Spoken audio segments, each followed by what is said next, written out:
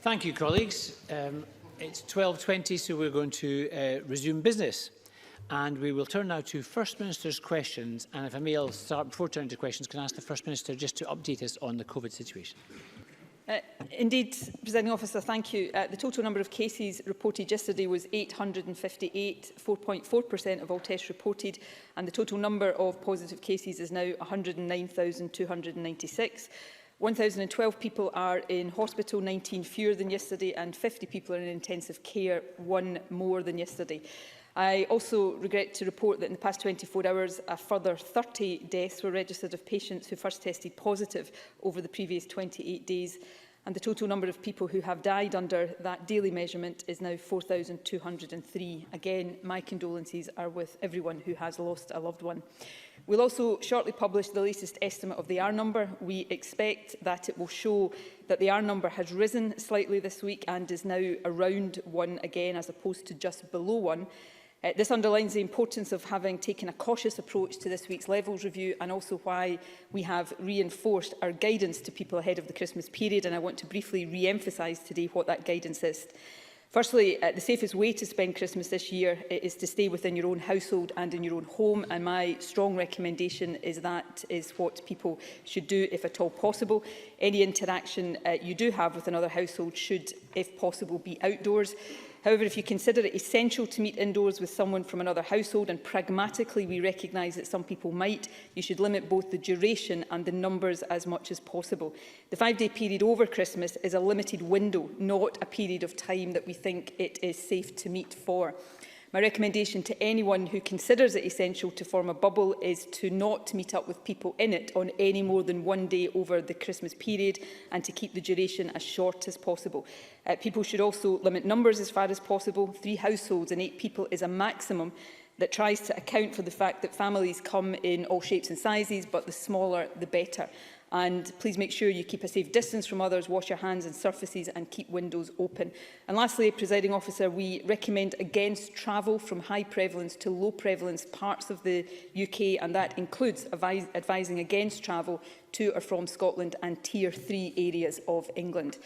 The 5-day window of opportunity over Christmas is a pragmatic recognition that some people may not be willing to leave loved ones alone, and therefore it is an attempt to put some risk-reducing boundaries around that. But let me reiterate that our clear advice is that the safest way to spend Christmas this year is to stay within our own homes and households, and to keep any interaction with other households outdoors. We now have a real prospect of vaccination within weeks for many and within months for most. All of us, therefore, should do all we can to keep each other safe until then. And finally, Christmas aside, let me just briefly remind everyone how important it is to stick to the general rules and guidance. The postcode checker on the Scottish Government's website is there if you don't know what the rules in your area are. But please don't visit each other's homes, stick to the rules on travel and follow facts. Face coverings, avoid crowded places, clean hands and surfaces regularly, keep 2 metres distance from people in other households, and self-isolate and get tested if you have symptoms. As always, doing all of these things is the best way of protecting ourselves, our communities and each other, and of protecting the NHS as we go further into the winter. Thank you very much, First Minister. The First Minister will now take questions. I would encourage all members who wish to ask a question to press their request to speak buttons, and I call on Ruth Davidson. Thank you, Presiding Officer. 1,264 drugs deaths in a single year, a record number of deaths, the 6th year in a row of record deaths, double the loss of life of 2007, 3.5 times worse than the other parts of the UK. Scotland's drugs death rate is not just the worst recorded in Europe, but in large parts of the rest of the world too. And yet, just an hour from here, there are world-class rehab facilities, such as Castle Craig, that help get people off drugs entirely. In 2002, they admitted 257 NHS patients. By 2008, it had dropped to 145. Can I ask the First Minister how many it was in 2019? First Minister. Presiding Officer, this is the first opportunity I have had to address this issue in the Chamber. The figures that were published this week are completely unacceptable, and therefore nobody will hear political answers from me on this subject today. We have much to do to sort this out. And sorting it out is our responsibility, and it is a serious responsibility. Behind every single one of these statistics is a human being whose life mattered. Someone's son or daughter, mother or father, brother or sister. And I am sorry to every family who has suffered grief. Every person who dies an avoidable death because of drug use has been let down. The fact is, this is difficult and complex, but that is not an excuse. There is much work underway, being led by the Public Health Minister and the Drugs Death Task Force, but these figures tell us that we need to do more, and we need to do it more quickly. The next meeting of the task force will take place on the 12th of January. I will be attending that meeting to take stock with the task force and to consider what further immediate steps we need to take. I will make a statement in the Chamber before the end of January, after I have had that discussion, to set out what further steps we do intend to take. Undoubtedly, part of that will be rehabilitation facilities. We have been doing some mapping work. We have asked a working group to do that.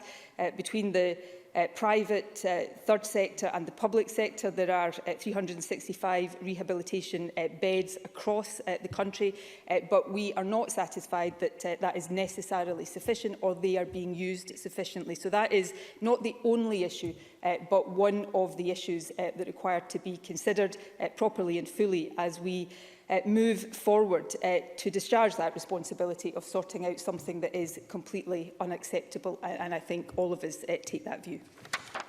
Davison. Presiding Officer, the First Minister's apology is welcome, but it doesn't answer the question I asked, which was on rehab beds. And First Minister, the answer is just 5. Castlecraig could be saving more than 250 Scots per year. They did it before, and instead it is 5. And another rehab facility said that 60% of its patients were not from Scotland. Leading facilities are on our doorstep to tackle the exact crisis that we face, and they are full, but they're not full of people from Scotland. They're treating people from Eindhoven and Amsterdam, while people in Possil and Dundee are dying. Castlecraig and the other rehab facilities want to treat Scottish patients again. It's not their fault, but the Scottish Government no longer funds places there. From the SNP's own report, it seems that Universal Credit funds more rehab beds than this government does. Now, I know that rehab is no panacea, but it can work and it does save lives. So let me ask the First Minister, why? Why did her government stop funding those beds? And how many lives has that decision cost? First Minister.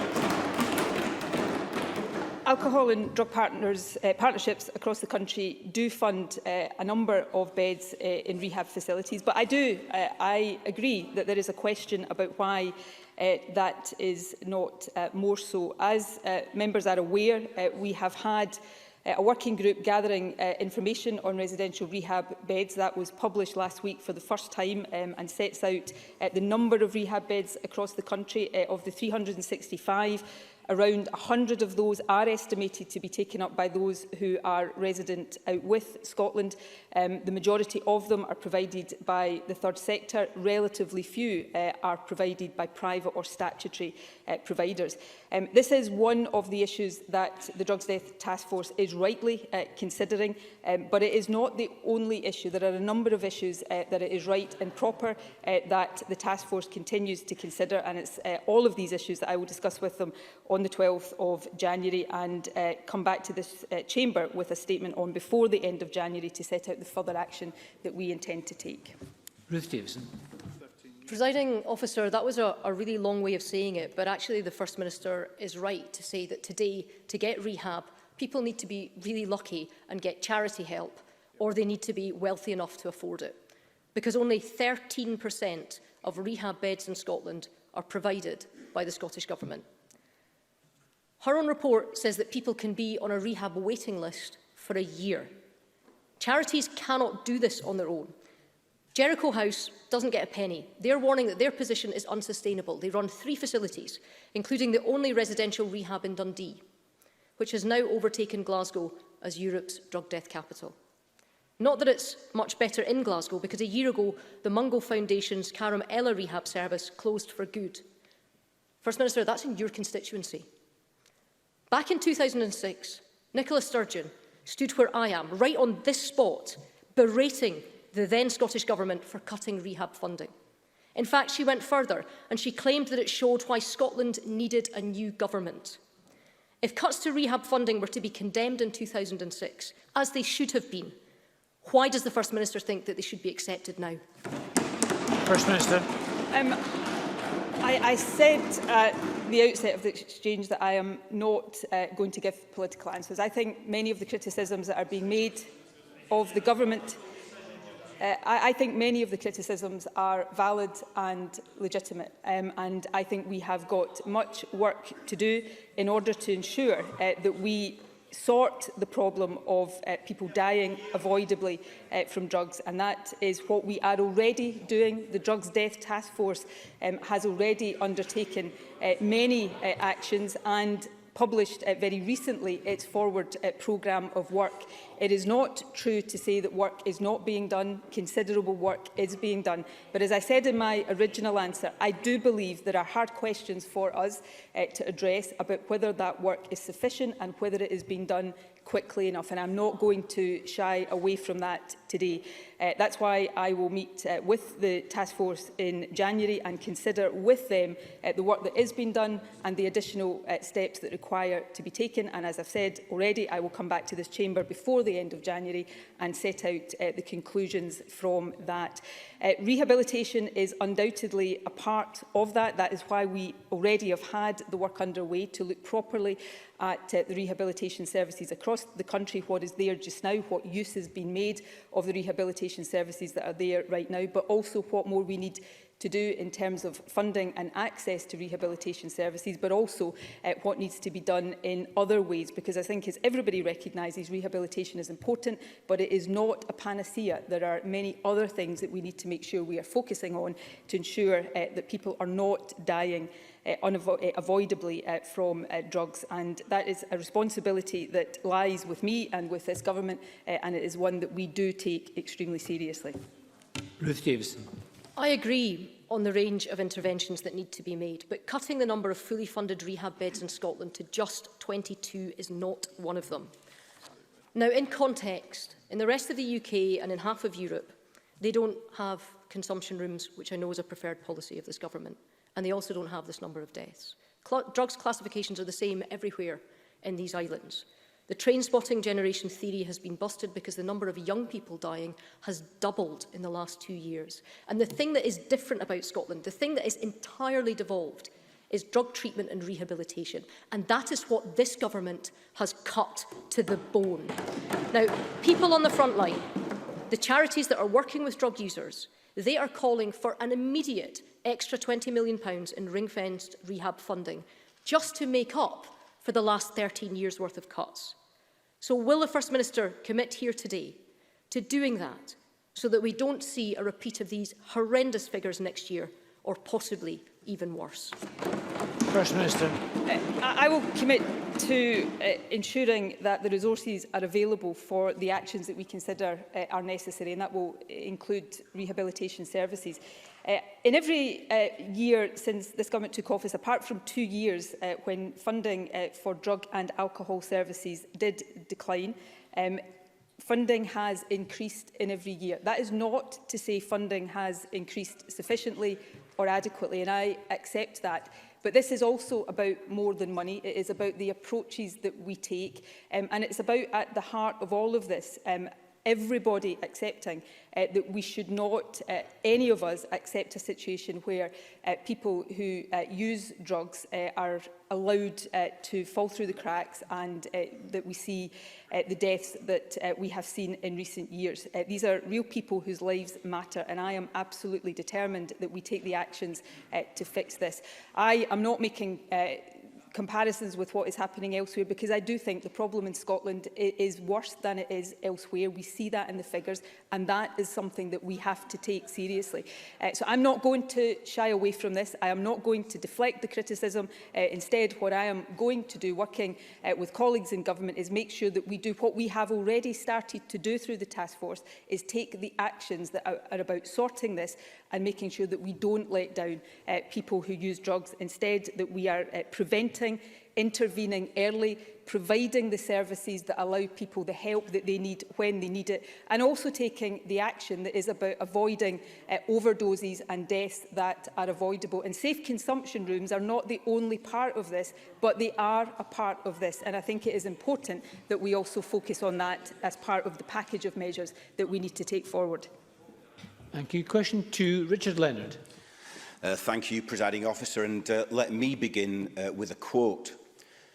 Since Scotland's Drug Death Day of Shame just 2 days ago, another 6 people will have died in Scotland. 3 will die today. We will not have a daily briefing about these 3 people or any news coverage. Don't let them be forgotten about until they come out as a statistic. These are the words this morning of drugs policy activist Peter Crikant. First Minister, what are you going to do to stop Scotland's other pandemic taking more lives? First Minister. I think Peter Crikant is right when he says that. I've spent almost every day this year dealing with a pandemic and trying to work out how we stop people dying from that pandemic. The people who are dying through use of drugs, their lives matter every bit as much as those whose lives we are trying to save from other reasons. And what we are doing, the Drugs Death Task Force has already started a programme of work looking at early intervention, looking at how risk is reduced, and also looking at how overdoses are avoided and we stop people dying.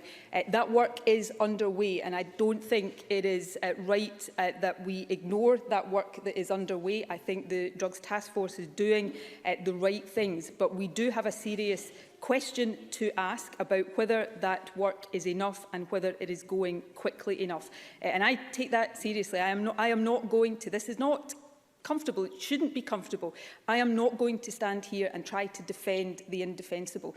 These lives matter too much, and we owe it to those who have lost their lives, but we owe it to those whose lives that can still be saved to make sure that people like me do not engage in the usual political defensiveness, but accept where criticisms are due and valid, and redouble our efforts to make sure that we are doing the right things to resolve this. And that's why I am determined that that is what we do. And as I've said a couple of times already, I will come back here personally before the end of January, having spoken to the Drugs Death Task Force, setting out the work that is being done and the additional urgent, immediate steps that we intend to take. Thank you. Richard Leonard.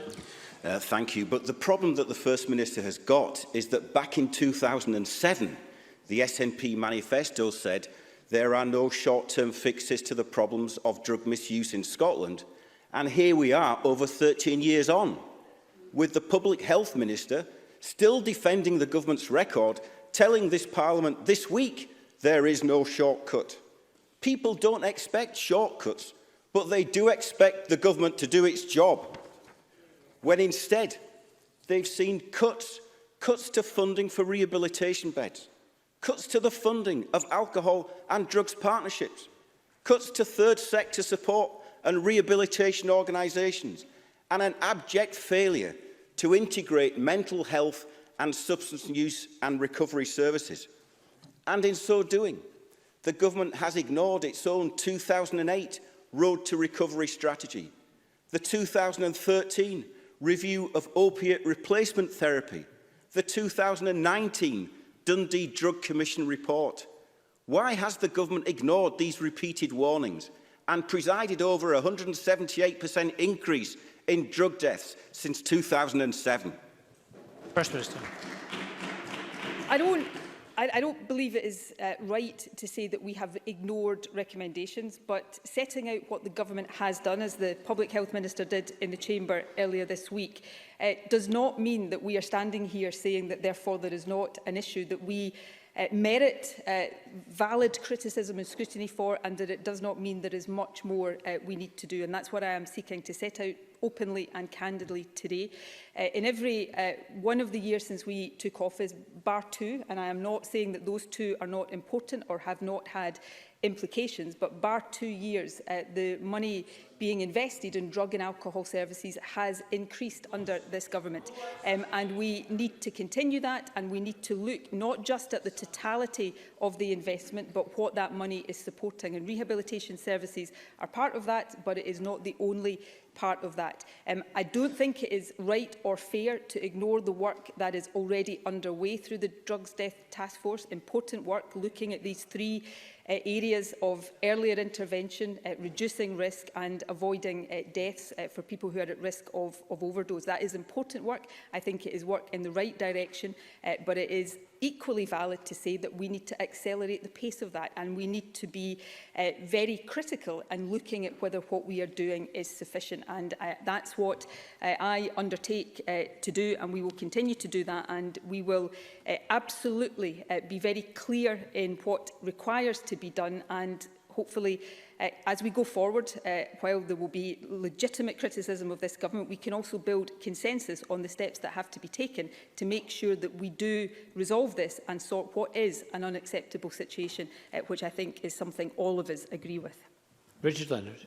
Thank you. Well, none of the alcohol and drug partnerships I speak to would recognise that description of what's happened to their funding over the last 13 years. And I was in the chamber for the Minister for Public Health's statement to Parliament on Tuesday, and it was woeful. I heard him say, we cannot change things overnight, but the government has been in power for 13 years.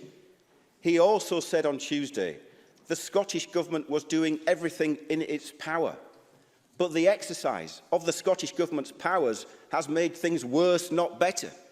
There are now 3.5 times more deaths from drugs in Scotland than anywhere else in the UK with the same legislation. We have the worst record of drug deaths in Europe. So isn't it time the First Minister exercised her power, did sort it out, got a grip and fired her Minister for Public Health? First Minister.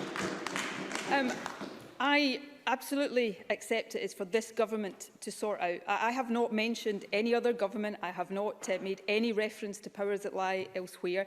I am focused on what we need to do and what we are determined to do. I set out the action I personally, as First Minister, will take in the weeks to come, coming back to this chamber and setting out clearly the outcome of that exercise. There are issues, as we have canvassed in this chamber many times before, over where legal responsibility for things like safe consumption rooms lie. That is an important part of this, but it is not the only part. My starting point is what powers we have right now and what the responsibility of this government is. And that's how I intend to proceed. We will continue to have discussions about the issues that lie out with our powers. But the starting point is what this government is responsible for, and it's this government's responsibility to sort this out. Question number 3, Patrick Harvey. Thank you, Presiding Officer. Even during a pandemic, we need to recognise the far longer-term emergency that we face, the climate emergency. Yesterday, in the same week as the update to the Scottish Government's climate plan, the Supreme Court breathed new life into the disastrous plan for a third runway at Heathrow Airport, ruling that existing climate targets simply don't need to apply to those plans. This decision flies in the face of the UN's warning last week that the world is on course for 3 degrees of warming, a trajectory that would be devastating for all our future. Given the Scottish Government signed a memorandum of understanding with Heathrow in 2016, backing that third runway, a move that would hugely increase flight numbers and emissions, can the First Minister explain why building this extra runway would be good for the climate, or is she finally ready to drop her support for this deeply irresponsible project? First Minister. This is not a decision for the Scottish Government. I'm very clear that we have a responsibility to meet our own climate change targets. We, unlike some other governments, we include aviation emissions. I agree. I think there is a big question over new runways at a time when all of us are focused on making sure that we reduce emissions and become net zero, in our case, by 2045. But we will focus on making sure right across transport, how we heat our homes and buildings, and the continued work we're doing around electricity, for example, that we are meeting those targets. We published the updated climate change plan this week, which sets out both the scale of the Scottish Government's ambition, but also the very detailed steps that we are going to take, not just to meet the ultimate 2045 target, but the interim 2030 target as well. Patrick Harvey. I certainly didn't say that building this runway is the Scottish Government's decision, but they have entered the Memorandum of Understanding with Heathrow. Their support is given to that project, and the decision about whether to continue that support is one for the Scottish Government to make. It's not enough to say there are questions about new runways. It's important for the Scottish Government and the First Minister to say what their policy actually is. And as for the climate plan update, there are elements in there to welcome, like free bus travel for young people that will start next year, increased budget for low-carbon homes and infrastructure for cycling and walking. All of those, of course, are policies that the Scottish Government had to be persuaded to adopt by the Greens, only being brought forward by the Scottish Government because of the pressure we brought to bear. As for the rest of the plan, the STUC have described it as more rhetoric than action. WWF have called it a missed opportunity with big decisions over the future of farming, energy standards for homes, dodged and delayed. And of course, the Scottish Government say they want to cut traffic, but they continue to plough billions into new roads. In the end, it's making tough decisions and taking action that counts. Decisions like those by Norway to end fossil fuel exploration now and set a date for ending extraction, or decisions by New York committing to a huge programme of divesting public money from the fossil fuel industry. Can the First Minister tell us whether the Scottish Government will finally be ready to back these kind of bold steps before the Global Climate Conference meets in Glasgow less than a year from now? First Minister.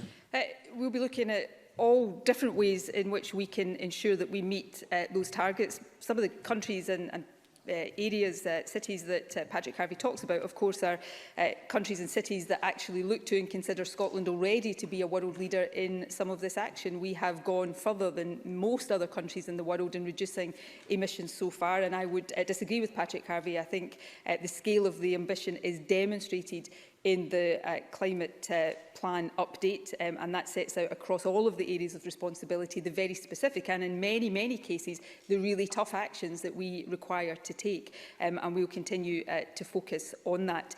In terms of Heathrow, I do think that there is merit in the case that Patrick Harvey is making. The Memorandum of Understanding is about making sure if the Heathrow expansion goes ahead, which is not our decision, then Scotland benefits economically from that. But I do think the climate emergency and the responsibility all of us have mean that those who are responsible for that decision have to think very carefully about how that fits in to the determination to reduce emissions and become net zero. So we will continue, I think, to take a leadership position on this up to COP26 in Glasgow in November, but beyond that as well. We are focused very much not, as I said, just on the ultimate 2045 target, but on that extremely stretching target that Parliament agreed for 2030. It's going to involve very tough decisions along the way, but given that Parliament has agreed the target, it is now incumbent on the Government with Parliament to make sure we take the actions that can meet it.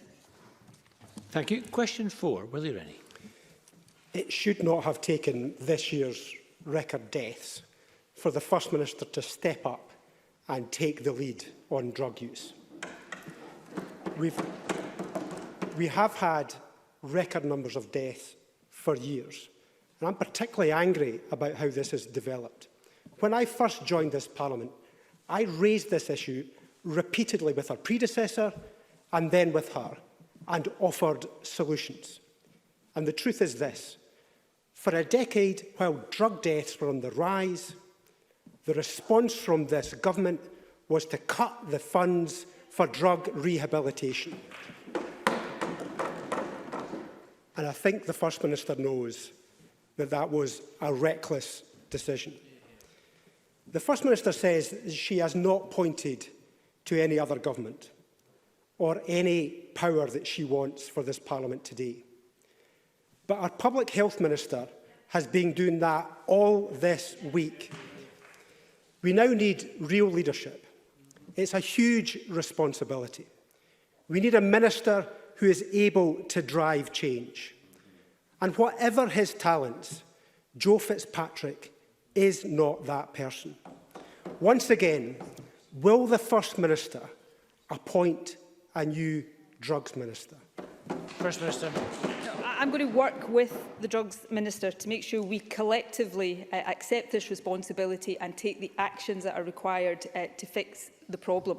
The issues about where powers lie is not irrelevant. The reason I have not today focused on that is because I think it is right and proper that I stand here today and don't try to defend a position that is indefensible. Instead, accept candidly that we have not done enough and that we have to, although there is work, serious work underway, we have to ask ourselves whether that is enough and whether that is going fast enough. And I am not going to shy away from that, and I'm not going to try to defend things that I don't think I should stand here and do. But there are issues about, particularly around safe consumption rooms, about where power lies and whether, if power doesn't lie here, we have the ability to work together with the UK Government to resolve some of these issues. These issues won't go away, and we will continue to take these forward.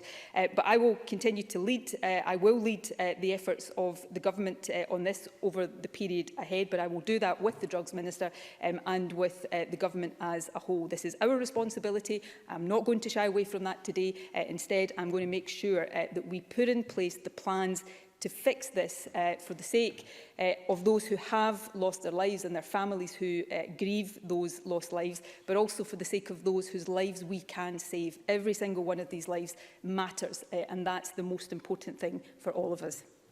Willie Rennie. I just wish she had taken that determined approach 13 years ago when she first became First Minister. But I want to follow up on schools. Yesterday, the First Minister tightened advice for Christmas, but is still opting for many schools to stay open until Christmas Eve. Teachers aren't on the vaccination list. They aren't on the routine testing list. Those who were on the shielding list are told to keep on working in school. Teachers are feeling forgotten. I understand the need for pupils not to miss out on yet more education. But the fact is that little useful learning is going to take place in schools next week. And if there is, then it can be switched online because we're ready for that. We should be able to make arrangements for childcare just like before. Spreading the virus in schools next week could spread the virus to vulnerable relatives at Christmas. So will the First Minister think again and close schools next week? First Minister. Back in the summer, or as we came out of the summer, I recall questions from Willie Rennie that were actually berating me for taking decisions leaving parents without childcare. Now, you know, these decisions have to be taken in the round. When it comes to schools, the most important thing is the education of young people. And given that our young people have had a term out of school this year, I think as far as is possible, our objective and our priority should be to have children in school for the remainder of the term and have them in school again as they go back after the Christmas period. I think that is important. That does not mean teachers are forgotten or we do not listen to the concerns that teachers have. It is because we listen to those concerns and want to address them that Public Health Scotland has done a lot of analysis in terms of the impact of COVID both on teachers in our schools and on pupils in our schools. The latest of that was published yesterday, and it's why we continue to liaise with teachers. The Deputy First Minister chairs the Education Recovery Group, which teachers are represented on. We will put public health first at every single stage of this. And of course, the Advisory Group Subcommittee on Education gives us that public health advice, which allows us right now to make the judgment that it is better for young people to be in school than out of school. But we will continue to make sure that we monitor that carefully.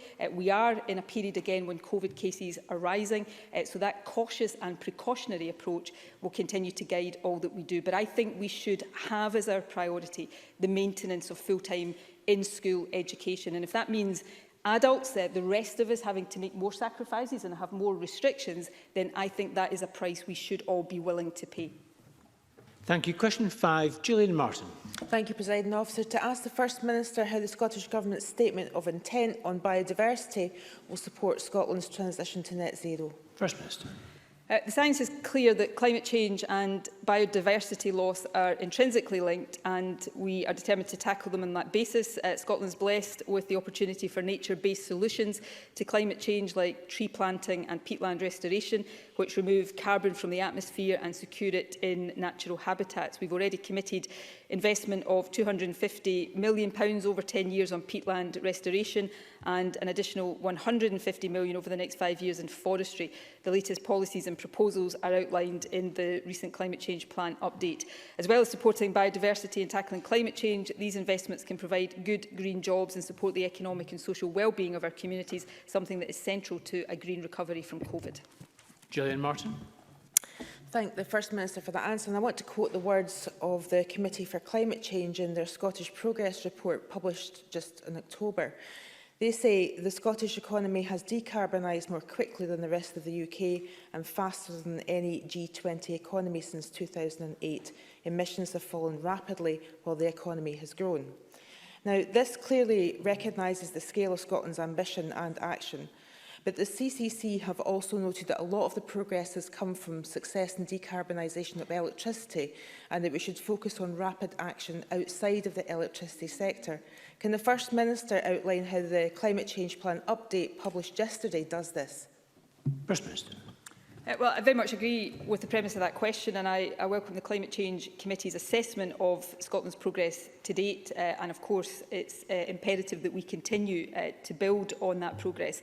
The paper updates the 2018 plan with over 100 new policies and boosts or accelerates over 40 more across all sectors. That includes transport, land use and buildings, and includes investment of £120 million in zero-emission buses, £50 million to transform vacant and derelict land, and £70 million in improving recycling infrastructure. So there are actions across the board, building on the success in electricity and seeking to replicate that across the other sectors that will be challenging to do, but are absolutely vital if we are to meet that net zero target by 2045. Thank you. Question number 6, Jamie Green. Thank you. To ask the First Minister whether she will provide an update on the conditions regarding blood donations. First Minister. Well, can I begin by saying how grateful I am, and I'm sure all of us are, to everyone who donates blood. We welcome the recent research recommendations on this, and have asked the Scottish National Blood Transfusion Service to make changes by next summer to the questions blood donors are asked. The changes will ensure an up-to-date individualised assessment of risk of blood-borne virus infection is applied to all donors, and men will no longer be automatically deferred from donating blood if they have had sex with another man in the past 3 months. These changes will adopt the recommendations of the UK-wide for assessment of individualised risk group. The Advisory Committee on the Safety of Blood, Tissues and Organs has confirmed the proposals will not impact on the safe supply of blood. Jamie Green. Can I thank the First Minister for that? Donating blood is one of the simplest and purest ways we can help others. Yet for many years, Presiding Officer, many men were barred from donating blood, even if they were healthy and willing, due to archaic rules which found their roots in the AIDS crisis of the 80s. Presiding Officer, I was one of them. These new recommendations by the FAIR Steering Group represent, I think, a pragmatic and a world-leading shift in our approach to fairness and equality, and it's been a long time coming, thanks to the relentless campaigning from Freedom to Donate, the Terence Higgins Trust, and many cross-party efforts. This change is a welcome one. But right now, the NHS desperately needs tens of thousands more male blood donors to counter a 25% drop these past 5 years. So will the First Minister join me in a much wider call that those who are willing to and able to donate blood should come forward and do so safe in the knowledge that they will be treated with dignity and respect? First Minister. Can I thank Jamie Green for the question, and absolutely agree with him on that. Can I also take the opportunity to thank all of the organisations who have campaigned for this change. It's a change I have long had sympathy with, although as government, of course, we have to be advised by the Advisory Committee on the Safety of Blood in these decisions. But I am very, very pleased that these recommendations have now been made and accepted, and I completely and utterly understand the sense of inequity and unfairness and injustice that many men have felt over the years when they have not been able to give blood. In terms of the wider call, yes, I would make an appeal to everybody who is able to come forward to donate blood. It is one of the things that not all of us, but many of us can do to help save lives, keep people safe and contribute to that collective sense of well-being that I think all of us have been so reminded of the importance of in recent months. Thank you. Question 7, Pauline McNeill. To ask the First Minister how the Scottish Government plans to help students who will lose out financially on their accommodation costs as a result of the staggered return to universities. First Minister. The Scottish Government has no direct role in the provision of student accommodation, whether that's managed by universities or private sector organisations. However, we do expect universities and accommodation providers to support students to come to an appropriate resolution of issues around tenancy agreements. These are judgments that universities and providers must make in contact and consultation with their student community. Universities and providers should treat students sympathetically and take students' circumstances into account so that they're not disadvantaged. And we will continue to discuss these issues with both Universities Scotland and NUS Scotland. Any student facing additional hardship as a result of COVID should apply for financial support from the Higher Education Discretionary Funds. We provided emergency funding earlier this year of £5 million for students impacted by the pandemic and also brought forward access to more than £11 million of higher education discretionary funds. Pauline McNeill. I welcome that answer from the First Minister. She will be aware that the National Union of Students has said that students should be given additional financial support to pay for accommodation they are not using when students face a staggered return to university next term, because many students were encouraged back to university only to find that all of their classes were online.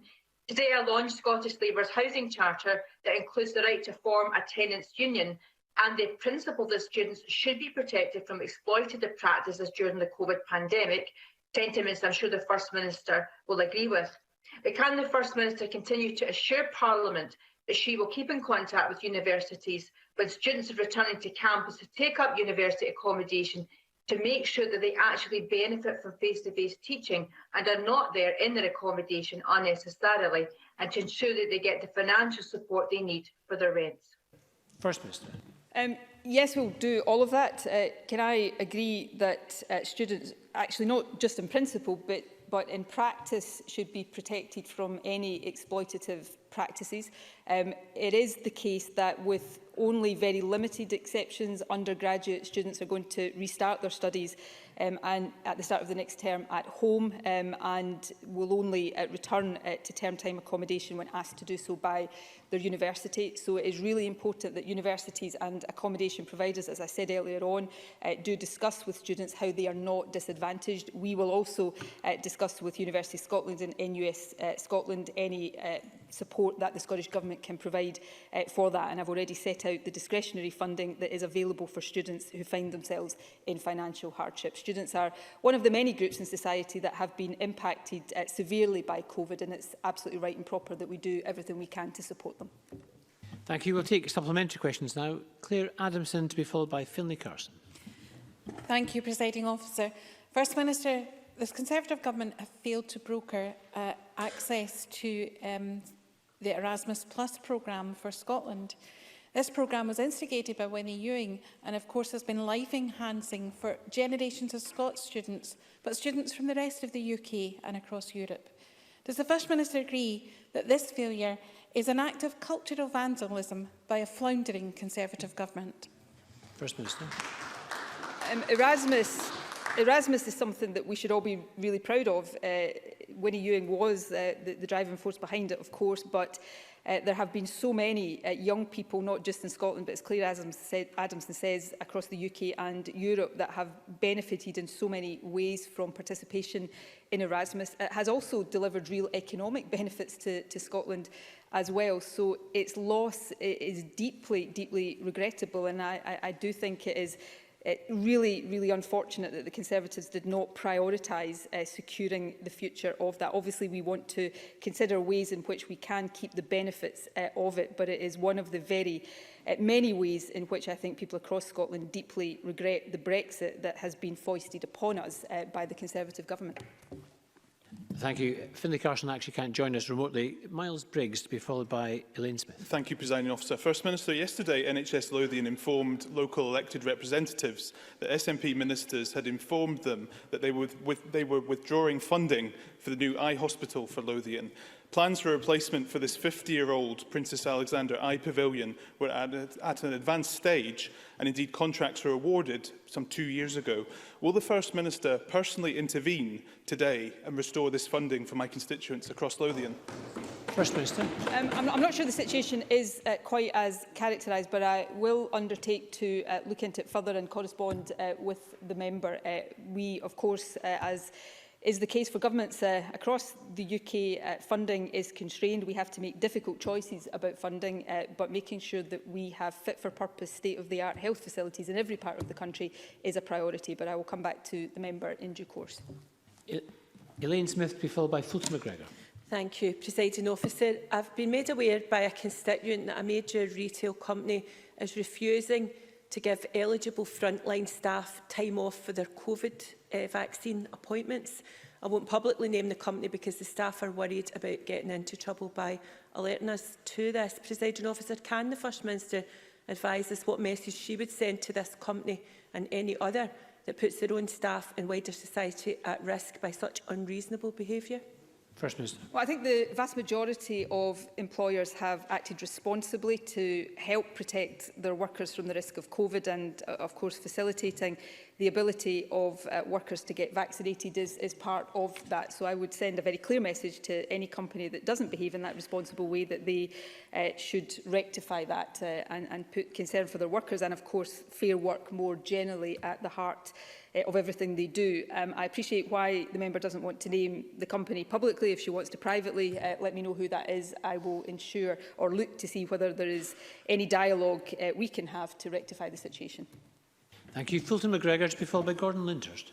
Thank you, Presiding Officer. Can I ask the First Minister if she'll provide an update to the Chamber on changes to legislation that would entitle all 4-year-old children access to funded childcare when their parents choose to defer for a year?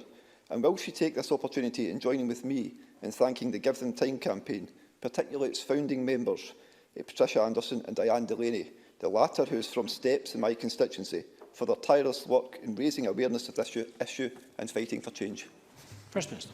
Well, I would join with Fulton McGregor in thanking the Give Them Time campaign for their continued engagement on this matter. I know that the Children's Minister has met with them on a number of occasions, I think most recently on the 3rd of December, and has found these discussions extremely helpful. As members will be aware, we laid an order before Parliament on the 7th of December to extend the obligation on education authorities to provide an additional year of funded early learning and childcare to all children who defer their primary one start from, and that will be from August 2023. And yesterday we announced 5 local authorities will pilot implementation of the entitlement during 2021-22. These pilots will help us assess likely uptake of the extended entitlement and, of course, inform wider delivery. Gordon Lyndhurst, followed by Jackie Bailey. First Minister, I've been contacted by and on behalf of S6 pupils in West Lothian. Now, their understanding is that they will be asked to sit an SQA paper as part of grades assessment at a different time to other schools in their area. Their question to you is, how would that be an acceptable, equal or fair way of assessing them for their grades? So I put that question to you, First Minister, and ask what your answer is. First Minister.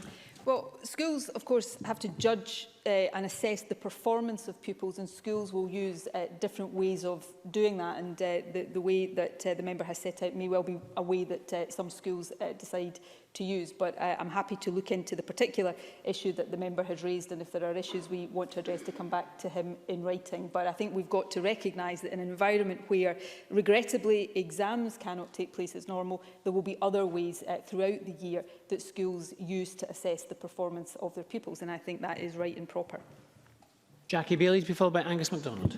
From this weekend and over Christmas, drive-in movies and drive-in pantos were planned for Lomanshaws in Western Berkshire and indeed across many areas in Scotland. But these have had to be cancelled with the potential loss of hundreds of creative sector jobs.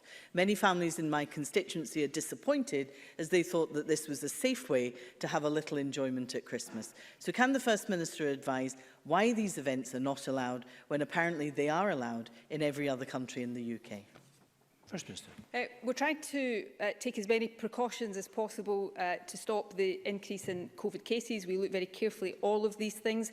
With drive-through events, and it's one of the class of events that we look very, very carefully at, because I can understand why people think that is safe, but we are advising against car sharing at the moment, because we know the enclosed environments of cars can pose a particular risk of transmission. And of course, drive-through events also have to have things like toilet facilities, and there can often be catering on these sites. So the combination of these factors have led us, regrettably, to the conclusion that it is not safe in the current circumstances for these to go ahead.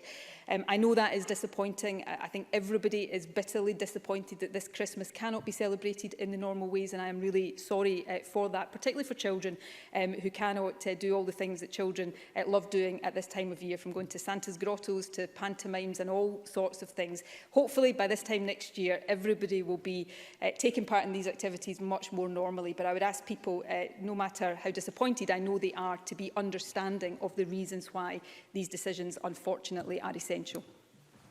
Angus MacDonald, to be followed by Graham Simpson. Thank you, President Officer. I'm sure the First Minister will agree that the climate change plan update published yesterday and discussed earlier is an extremely ambitious action plan. Clearly, Scotland's doing everything it can, but we're inevitably held back by the limits of devolution. So what action does the UK government need to take now to ensure Scotland is not held back from meeting our world-leading target and ending our contribution to climate change? First Minister. Can I thank Angus MacDonald for the question? The climate change plan and the ambitions in that are world-leading, as I've said already, but it's our responsibility, all of us across this Parliament, to make sure we are taking the actions to meet the targets in that plan. Of course, there are some powers that don't lie with us. They remain reserved to the UK Government, and therefore we need to work with the UK Government and look to them to take action on a number of areas as well. So, for example, that would include reforming the contract for difference, arrangements to support wave and tidal generation, and of course support local supply chains. It means support for new technologies, carbon capture, hydrogen. It means decarbonisation of the gas grid. These are things that the Scottish Government cannot do on our own, and we rely on the UK Government living up to its obligations as well, and we hope very much that they will do exactly that. Thank you. Graham Simpson, to be followed by Sarah Boyack. Thank you, Presiding Officer. Councillors in Labour-run North Lanarkshire have recently voted to give senior officers an average pay rise of £10,000. That leaves a yawning gap between them and the next best paid of £30,000. Of course, £30,000 is a salary that many of those who've lost their jobs during the COVID crisis would love to have. So does the First Minister agree with me that giving council bosses eye-watering five-figure pay rises at this time is wholly inappropriate? First Minister. I'm not sure support for the very highest income earners in society is the strongest ground for the Tories ever to be on, but we'll leave that to one side. I'm not aware of the particular arrangements. That is a matter for the local authority. I think those of us in public sector positions, particularly those of us at the higher end of the income scale in public sector positions, have a real obligation to show constraint and responsibility in these difficult times. The Scottish Government has had a pay freeze in place since, I think, 2008, and that will continue. And of course, that arrangement will apply next year for members of the Scottish Parliament as well. So I would expect all councils and across the public sector to continue to have these principles in mind.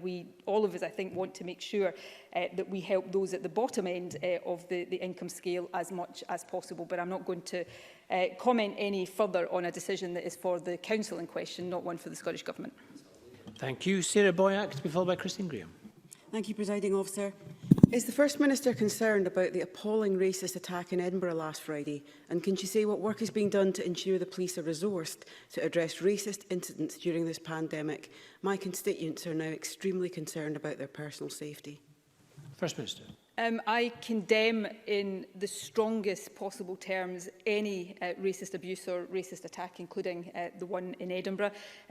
I know how seriously the police take crimes of a racist nature. Obviously, how they deal with individual incidents is an operational matter for the police. We have a responsibility which we discharge to make sure that the police are properly resourced. And of course, there are more police officers on our streets now as a result of the actions that this government has taken. But I think it is really important that all of us stand firm, shoulder to shoulder, in complete solidarity against any racist abuse or racist crimes or attacks. That is not who we are, and we should never ever show any tolerance whatsoever to it. Thank you. Christine Graham, to be followed by Lee MacArthur. Thank you, Presiding Officer. First Minister, at the Culture, Tourism and Europe Committee this week, I asked Michael Gove if the Northern Ireland Protocol would disadvantage the Scottish economy, as a tariff-free Northern Ireland and tariff trade from Scotland would mean there would not be a level playing field. He didn't give a straight answer, just prevarication, of course. First Minister, I know you'll give me a straight answer. So what will the impact of the Northern Ireland Protocol be on the Scottish economy? First Minister. Of course it will disadvantage the Scottish economy. I don't grudge Northern Ireland the arrangements that it will have. I'm really pleased that I hope we will have a situation where Northern Ireland can continue to benefit from some kind of relationship with the single market. And of course, I very much hope that a hard border between the north and south of Ireland can be avoided. But any best of both worlds arrangements for Northern Ireland do have an impact in Scotland. We have many situations where we will be competing for inward investment, and therefore I am really concerned about the impact of that on the Scottish economy, just as I am deeply concerned about the overall impact of Brexit. Let's never forget, Brexit is being done to Scotland against our will, and the sooner we have a situation where Scotland is not forced down paths we don't want to go and instead is in charge of our own future, the better for all of us. Liam MacArthur, to be followed by Shona Robertson. Thank you, Presiding Officer. Since my former colleague Tavish Scott first introduced the Air Discount Scheme in 2006, it has benefited thousands of people living and working in communities across the Highlands and Islands. Accessing our Lifeline Air services remains costly, but much less so as a result of ADS support. To its credit, the Scottish Government has continued the support, albeit cutting it for those travelling for work. However, the current scheme is due to end in a fortnight. As yet, there has been no confirmation from the Government that ADS will continue beyond 31st December.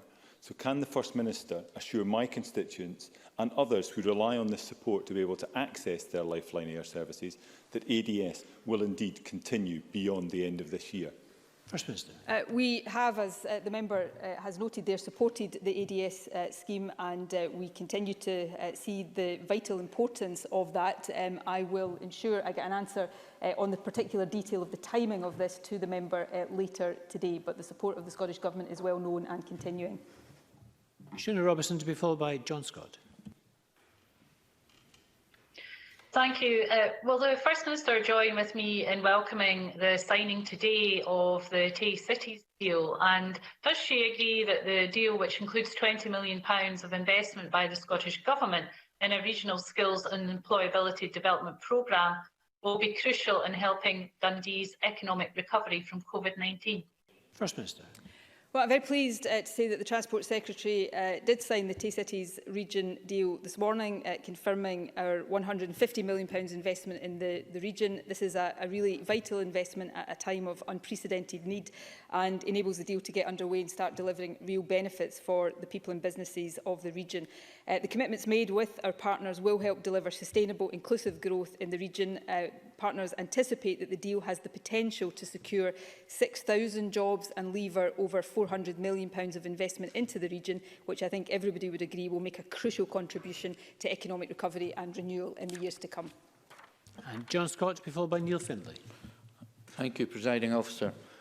The First Minister and Ruth Davidson spoke earlier of the first epidemic of COVID-19 and the second epidemic of drug deaths happening on the First Minister's watch. Can I ask about the third epidemic of people in Scotland dying from the lack of routine scanning and treatment, for example for cancer that would have been treatable if diagnosed early but is no longer treatable now? Does the First Minister regret this as well, and what further resources is she giving to health boards to help resolve this third epidemic, which is causing too many unnecessary deaths now and will in the future? First Minister.